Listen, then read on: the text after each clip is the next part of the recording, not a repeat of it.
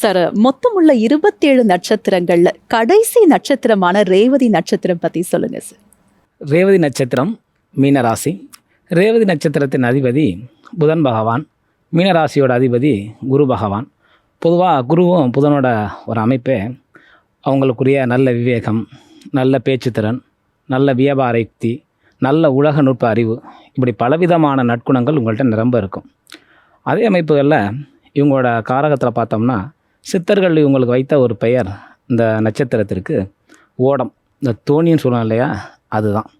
வாழ்க்கையில் இவங்க பல பேர் வாழ்க்கையில் இந்த தோணியால் பலன் அடைஞ்சிருக்காங்க. பல பேர் வாழ்க்கையில் நடுக்கடலில் தத்தளிச்சவளை கூட கொண்டாந்து கரை சேர்த்துருக்காங்க. இவங்க வாழ்க்கையில் சுருக்கமாங்க மற்றவங்கள ஏற்றி விடக்கூடிய ஒரு ஏணிப்படியாகவே இந்த நட்சத்திரக்காரர் இருப்பாங்க. அதே அமைப்பில் பார்த்தோம் அப்படின்னம்னா இதை யாருக்கு ஒப்பிடா சொல்லலாம் அப்படின்னம்னா ஒரு வாத்தியார் அவங்களுக்கு ஒப்பிடா அதை சொல்லலாம். ஏன்னா அது குருவோட ராசி தான். புதனும் குருவுமே ஒரு வாத்தியார் தான்.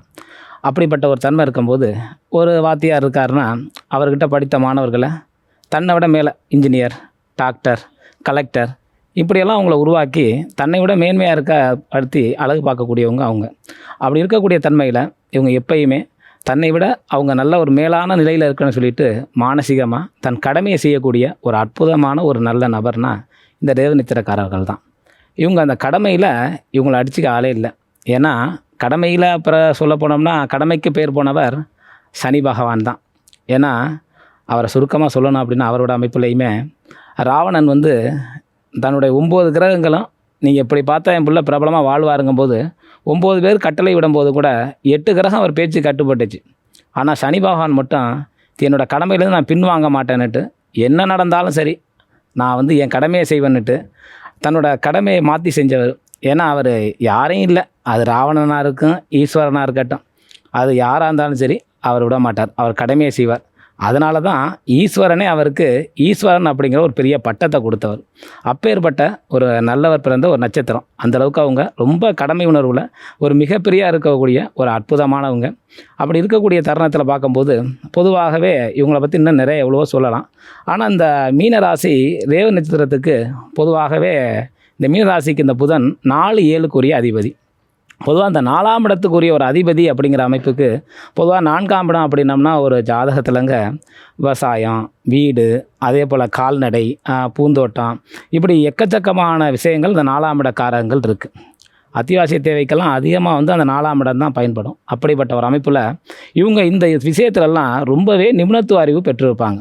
பொதுவாக நீங்கள் பார்த்தீங்கன்னா இவங்கெல்லாம் ஒரு சிவில் இன்ஜினியர் கூட இவங்க எப்படி கட்டடம் கட்டணும்னு சொல்லிட்டு அனுபவ அறிவில் சொல்லுவாங்க. அப்பேற்பட்டவங்க இந்த நட்சத்திரக்காரங்கள். அக்ரி ஆஃபீஸருக்கு கூட விவசாயத்தை கற்றுக் கொடுப்பாங்க. அப்பேற்பட்ட ஒரு நல்ல திறன் வாய்ந்த நட்சத்திரம் இந்த ரேவதி நட்சத்திரம். அதே அமைப்பில் இவங்களுக்கு 4க்குரிய அதிபதியும் 7ஆம் இட அதிபதியாகவும் ஆகிறதுனால பொதுவாகவே இந்த மீனராசிக்கு புதன் 7ஆம் இடத்துக்குரிய பாதகாதிபதியாக அமைகிறார். பாதகாதிபதி அப்படிங்கிற 7ஆம் இடத்தை நம்ம சொல்ல போனால் 7ஆம் இடம் பொதுவாங்க அந்த நட்பு, இல்லறம், கூட்டு, இதை எல்லாமே இந்த 7ஆம் இடம் தான் நிர்ணயம் செய்யும். பொதுவாக இவங்களோட காரகத்தில் அந்த 7ஆம் இடமே பாதகமாக வரக்கூடிய ஒரு காரக அமைப்புனால் அவங்களுக்கு இயல்பாக இந்த நட்பு, இல்லறம், கூட்டு ஏதோ ஒன்று அவங்களுக்கு செட் ஆகாமல் தான் இருக்கும். சிலவங்களுக்கு 2 செட் ஆகுது, சிலது 3 கூட செட் ஆகாமல் கூட இருக்கும். ஏன்னா அந்தளவுக்கு அவங்களுக்கு இயல்பாகவே மற்ற கிரக நிலைகளை பார்த்து தான் அவங்க நட்பு, கூட்டு, இல்லறத்தெல்லாம் முடிவு செய்யணும்.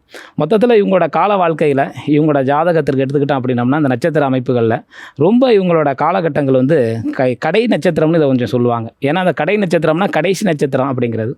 அதாவது இந்த காத்திருந்த செங்கல் கலசம் தொடுங்கிறது ஒரு பழமொழி. இவங்களோட அமைப்பு முந்தி சென்ற செங்கல் அடியிலே போகும் அப்படிங்கிற அமைப்பு. காத்திருந்த இவங்களோட ஒரு மிகப்பெரிய ஒரு பொறுமையான ஒரு குணத்தால் இவங்க மற்றவங்க வாழ்க்கையில் எல்லோரும் போற்றும் வகையில் ஒரு பிரபலமாக வாழ்ந்து காட்டக்கூடிய ஒரு பிரபலமான நட்சத்திரக்காரங்க இவங்க. அந்தளவுக்கு எல்லோரும் வியக்கும் வகையில் ஒரு வாழ்க்கை வாழ்வது கண்டிப்பாக அந்த ரேவதி என்பதில் மாறுதல் இல்லை.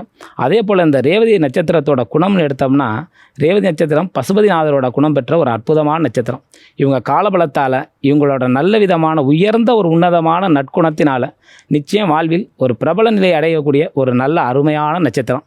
வாழ்க்கையில் இவங்களோட கிரகத்தில் எடுத்தோம்னா இவங்க வாழ்வில் எந்த ஒரு சூழல்லையுமே இப்போ இவங்களோட நட்புகள் அப்படிங்கிற ஒரு அமைப்பில் எடுத்தால் கூட்டு தொழில் அப்படிங்கிற ஒரு விஷயத்தை மட்டும் எடுக்கும்போது இவங்க பார்த்தோம்னா இவங்க ஒரு கூட்டாளியோட தொழில் செய்வாங்க. அந்த தொழில் செய்யக்கூடிய ஒரு அமைப்புகளை பார்த்தோம்னா அந்த நட்பால் இவங்க கண்டிப்பாக ஏமாற்றப்பட்டிருப்பாங்க. ஆனால் இவங்க அதை பெருசாக சொல்ல மாட்டாங்க. ஆனால் அந்த நட்பு என்னமோ இவங்க தான் ஏமாற்றிட்ட மாதிரி ஒரு ஊருக்குள்ளாக சொல்லிக்கிட்டு தெரிவாங்க. ஆனால் அந்த அமைப்பில் கூட ரொம்ப ரொம்ப பொறுமையோடும் சைப்புத்தன்மையோடும் காலம் நல்ல விதமான ஜாதக நியதி அடிப்படையில் மற்றவர்களோட வியப்பு நிலைக்கு வரை இவங்க நல்ல விதமான ஒரு யோக வாழ்க்கையை நிச்சயம் வாழ்வாங்க.